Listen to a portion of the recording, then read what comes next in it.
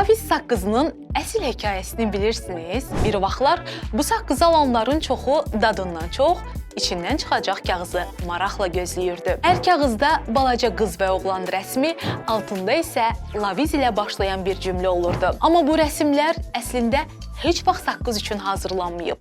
Hekayə 1967-ci ildə başlayır. Yeni Zelandiyalı rəssam Kim Grove sevgilisi Roberto Casali üçün kiçik karikaturalar çəkməyə başlayır.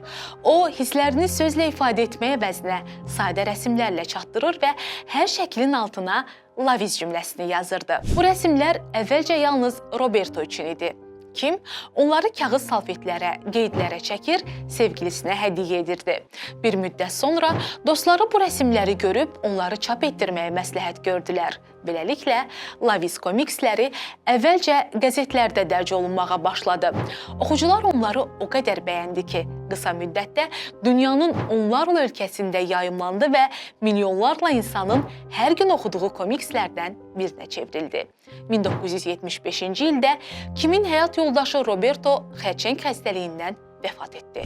Bundan sonra komikslərin çəkilməsini dayandırmamaq üçün Kim bu işi Britaniyalı karikaturaçı Bill Eisbergə həvalə etdi. O, uzun illər Kimin ideyalarını qoruyaraq eyni üslubda yeni Lavis rəsmləri hazırladı və bu fakt bir çox insan tərəfindən bilinmir. 1980-ci illərdə isə bu məşhur rəsmlərin istifadə hüququ saqqız istehsalçılarına lisenziya ilə verildi. Məhz bundan sonra Lavis saqqızları satışa çıxdı və içindən həmin məşhur kağızlar çıxmağa başladı.